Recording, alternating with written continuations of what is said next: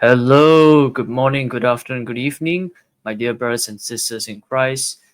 And today will be something exciting that I want to share.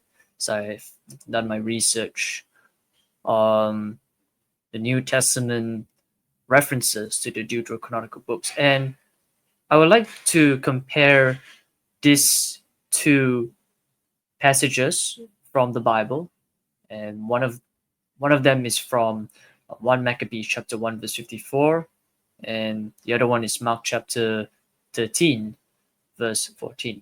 Now, why do I want to discuss this is because of the fact that there are many Protestants, or I would say some Protestants, that claim that the New Testament is void, or it does not contain any references to the Deuterocanonical books. Well, that is not really true, because what we are looking for is whether is there a common theme shared between these two passages, or is there how does it illuminate the text.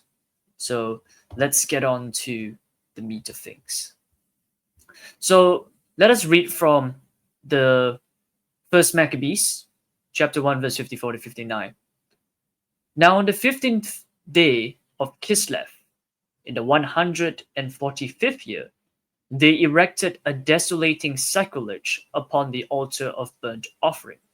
They also built altars in the surrounding cities of Judah and burned incense at the doors of the house and in the streets. The books of the law, which they found, they tore to pieces and burned with fire. Whoever was found with a scroll of the covenant and whoever observed the law was condemned to death by royal decree. So they used their power against Israel, against those who were caught each month in the cities. On the 25th day of each month, they sacrificed on the pagan altar that was over the altar of burnt offerings. So from this text, Antiochus Epiphanes, now who is he? He's a Hellenistic Jew, and he was tasked by Alexander the Great to do all this. Is because when Alexander the Great conquered the Far East, the East Mediterranean was dominated by Greek culture, Greek language, and Greek religion. So Greek became the lingua franca. So many people were speaking Greek at that time, and many of them, you can say that they were being Hellenized.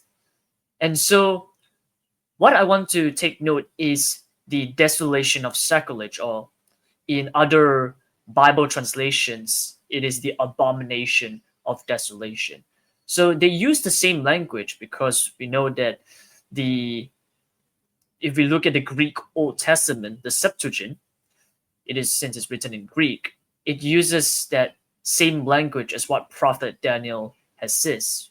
Because Prophet Daniel even prophesies of an abomination of desolation. And so that prophecy was fulfilled by Prophet Daniel. And now we also note that the Maccabees were persecuted, tortured, and martyred, and they refused to abandon the Torah. Remember that in 1 Maccabees, they said to burn the Torah. Right? Whoever is following the Torah, and if they refuse to abandon the Torah, they will face serious judgment. They will face serious consequences. And the Maccabees resisted idolatry and assimilation is because Antiochus Epiphanes wanted to erect an altar to offer sacrifices to the pagan deities. And if we know Greek pagans, we have Zeus, Poseidon, Hades. I mean, we know all this from the movie. If you watch a movie, Clash of the Titans, or Percy Jackson and the Lightning Thief, you know what I'm talking about. It's the Greek pagans there. So this was before the time of Christ, and this was around 167 BC. Now we moved on to the New Testament. Let's go on to Mark chapter 13, verse 14. Now Jesus says, But when you see the desolating sacrilege set up where it ought not to be, let the reader understand. Then let those who are in Judea flee to the mountains. Now, you see that he uses the word desolating sacrilege. If you go back to Mark chapter 13, verse 14. So he uses that same language as what it was used in 1 Maccabees, chapter 1, verse 54, and even Prophet Daniel, where they speak of the abomination of desolation. So the language is similar. You can see that there's some uh, parallels or similarities towards it. So Jesus warns of a future abomination that will occur to the temple. Now, how do we know this? Because when he mentions the abomination of desolation, this is not a slip of a tongue. This is not a coincidence, because he would have known that the Jews have suffered under Antiochus Epiphanes' actions, in which he defiled the temple with pagan worship. And so Jesus would have told the apostles that remember what happened during the Maccabean revolt. And since his apostles were Jews, they would have understood that that is referring to the Maccabean revolt. That was referring to what Antiochus Epiphanes did. So it was no coincidence. It was no surprise that Jesus quoted from the book of Maccabees, in which it talks about the desolation of sacrilege. And that future abomination that is going to be occurring to the temple will take place in 70 AD. And it came true. In 70 AD, the Roman Empire laid waste to the Temple of Jerusalem. It was destroyed. Second Temple Judaism ceased at 70 AD. And so Jesus also says that Christians will be hated for following Christ. Now, although it's not said in Mark chapter 13, verse 14, but he implies that the people will flee from Judea to the mountains. And that's because we know that the Roman Empire was anti-Christian. In the same way, when Antiochus Epiphanes also persecuted the Jews for following the Torah, right? They refused to abandon the Torah. And in the same way, the Roman Empire will force Christians to renounce their faith in Christ, to renounce themselves to become Christian. And so they'll be hated for following Christ. And Jesus implies that Christians will have to endure the sufferings and persecutions. And in the end, they are being promised salvation. He who endures to the end will be saved. So you can see that he has reference to the first Maccabees. So it's not a coincidence, it's not slip of a tongue, or it's not by surprise, but it seems like he knew about it. It seems that he already knows that this occurred during the Maccabean revolt. And so just as what happened at the time of the Maccabean revolt, when the Maccabees were being persecuted for refusing to abandon the Torah, and of course they were being horrified by the defiling of the temple by Antiochus Epiphanes. In the same way, Jesus says that Christians will have to endure the sufferings and the persecutions because they will be hated for following Christ, for being Christian. And of course, he even speaks the future defilement or the desolation of sacrilege of the temple. So just as how the temple was defiled during the Maccabean revolt, as I mentioned, this signifies an upcoming persecution. Christians must be prepared to face these trials and tribulations and remain steadfast in their faith, just as how the Maccabees were facing these trials and tribulations, and they remained faithful. They did not renounce their faith, and they did not stop. They were steadfast. So you can see that common theme is desecration, persecution, steadfastness. That the two passages have in common is this process: desecration, persecution, and steadfastness. So we see that the illumination of the text, we see the common theme in both of the passages. It's present, and that's what we are looking for when it comes to the New Testament and the Deuterocanonical books. How does the New Testament use the Deuterocanonical books? Because it's not about whether the New Testament quoted the Deuterocanonical books, but how it was used to illuminate the text or to express a common theme. So that's something to look out for whenever you're reading the New Testament, and in reference to the Deuterocanonical books, or even with the Protocanonical books. Look out for these. Now, I would actually demonstrate that Protestant commentaries do recognize that there are references from 1 Maccabees chapter 1 verse 54 to Mark chapter 13 verse 14. So they also know that this is no coincidence, that this is a reference. They share a common theme. They share how both of them illuminate the text. It's together.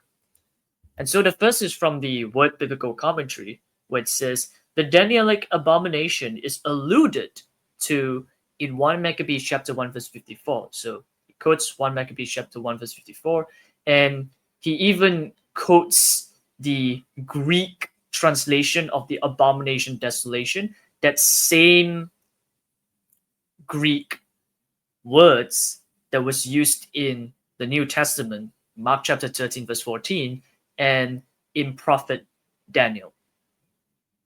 And then the next one is coming from the New International Greek Testament Commentary, the NIGTC, which also says the exact same thing. So you can read it for yourself. This is a very short passage. It's quite straightforward because it says here that the setting in Daniel makes it clear that this refers to the abolition of the temple cult. Like I mentioned, Antiochus Epiphanes defiled the temple by erecting an altar to offer sacrifices and offerings to the pagan deity.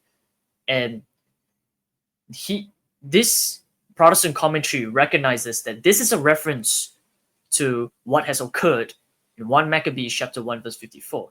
Now do take note that these Protestant commentaries know that these books are considered to be apocrypha, so they're not inspired. But it's interesting that they recognize how it was being referenced to the New Testament. And it's also perhaps they also recognize that there's a common theme, the illumination of the text is there.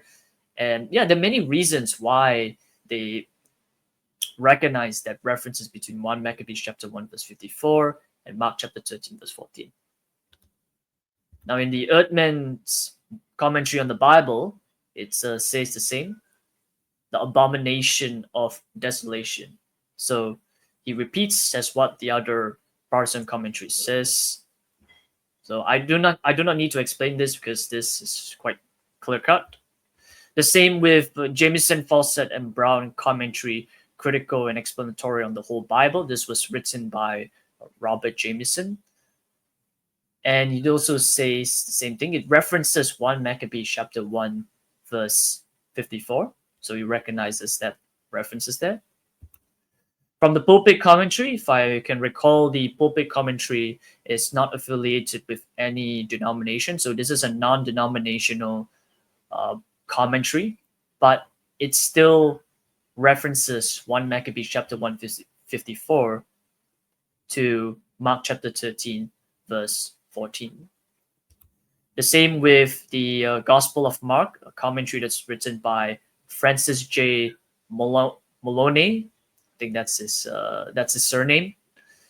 That he says this is a direct reference back to the desolating sacrilege of Daniel chapter 9, verse 27, Daniel chapter 11, verse 31, and Daniel chapter 12, verse 11. The historical background for the event is supplied by 1 Maccabees chapter 1, verse 54 to 59. And the same with the commentary on the Gospel of Mark. I think this was by J.A. Alexander. If I'm not wrong, he's an Anglican, and he writes this interesting uh, reference there and applied in the Apocrypha. So you notice that he said that the Apocrypha. So he knows that this book is not inspired because he's a Protestant, he's an Anglican. He knows that this is not inspired, but no doubt that this is a reference to Mark chapter 13, verse 14. So it's no surprise that Mark chapter 13, verse 14 used 1 Maccabees chapter 1, verse 54 to explain the future defilement of the temple, which we know that will occur, that would take place in 70 AD. And this is a commentary on the Mark chapter 13 from a Baptist scholar. I would say he's one of my favorite scholars, George B.C. Murray, because he actually does say many things as a Baptist. I mean, since he's speaking as a Baptist, he says many things that are actually aligned to Catholic teaching, and it seems that it's not like your traditional Baptists where they're kind of like anti-Catholic and say, there's nothing.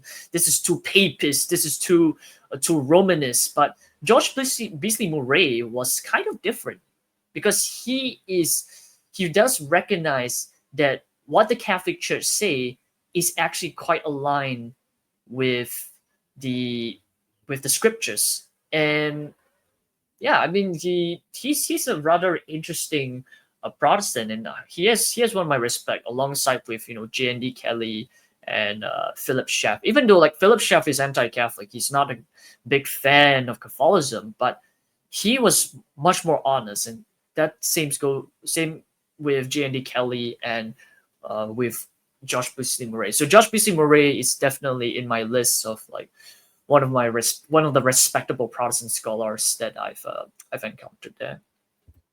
Then we have the Gospel according to Mark, it's written by Sidney Poe, who also recognizes this reference there. Then the practical commentary on the Gospel according to St. Mark by James Morrison. And he says that compare also 1 Maccabees chapter 1, verse 54.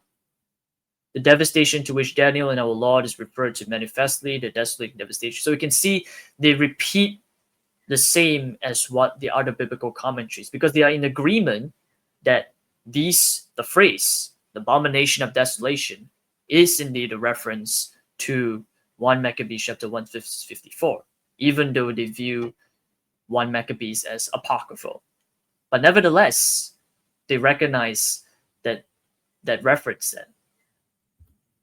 Then we have the St. Mark commentary. This is by A.J. Rawlinson, another Anglican. This is an Anglican commentary. I don't think it's a Calvinist or other denominations. It's coming from the Anglican side. Then we have the Gospel of Mark, which is a commentary written by Sherman E. Johnson, also says the same thing as the other Protestant commentaries. So you notice I've quoted a lot of Protestant commentaries here and there, and it's kind of amazing. It's kind of amazing that the Protestant commentaries is able to recognize these references compared to those who say there's no references from the New Testament to the Deuterocanonical books. The New Testament has zero references to the Deuterocanonical books, but that is not true. As we can see, the Protestant commentaries even recognize those references, and they're not stupid, they're not idiotic, and we know that they recognize that there is a common theme they share, and how does it illuminate the text is fascinating. It's fascinating to see that there is that recognition, there is that acknowledgement that what Jesus actually made use of the Deuterocanonical books to explain something. You know, it's like get to the point, right? What is he trying to say? And the apostles would have understood, like, oh, so that is what it means. That hey, or sometimes they maybe recollect, like, hey, didn't I learn this from school that this event happened and what and etc etc etc. That's how it is in the New Testament text. And then the next biblical commentary, another Protestant commentary, the Gospel of Mark as Model for Action, written by John Paul Heil. So it's a small little passage that I've quoted here. And then a commentary of the Gospel of Mark, another commentary written by Melanchthon W. Jacobus. You know, when I first encountered this source, I thought it was written by the brother of Philip Melanchthon. I was like, did Philip Melanchthon had a brother? And then I went to research it. It's like, nope, that's not Philip Melanchthon's brother. It's like, oh, okay, because I thought because his name was Melanchthon W. Jacobus, so I thought he could be Philip Melanchthon's brother. Because I remember Philip Melanchthon was a Lutheran. It's not an Anglican. And this author right here, he's an Anglican. He's in a Lutheran. So I was probably mistaken. But yeah, back to where we were. He also says the same thing of an altar. So Antiochus Epiphanes erected an altar to an offering to who? To the pagan deity Zeus. I mean, we know the Zeus from Percy Jackson or the Clash of the Titans or Wrath of the Titans. If anyone watched the shows there, I think it was good. I don't think it was fun. Yeah. But anyways, the last Protestant commentary is from William Barclay, the New Daily Study Bible. And he says this, in connection with that, the writer of 1 Maccabees chapter 1 verse 54. So he connects this with Mark chapter 13 verse 14. So overall, all in all, you can see that the Protestant commentaries recognize that there's a common theme shared with both of the passages from the Deuterocanonical books, from 1 Maccabees and to Mark chapter 13. And that's not the only passages, because there's also others also as well, in which the New Testament makes use of the Deuterocanonical books to explain something or to get a point, to give something. So there's a lot of videos out there. It's mainly by Gary Michuta, because Gary Michuta has videos on how the New Testament makes use of the Deuterocanonical books, where he look out for a common theme, or how does it illuminate the text. So this is what we should be looking out for, in terms of lexical, thematical, and of course illumination.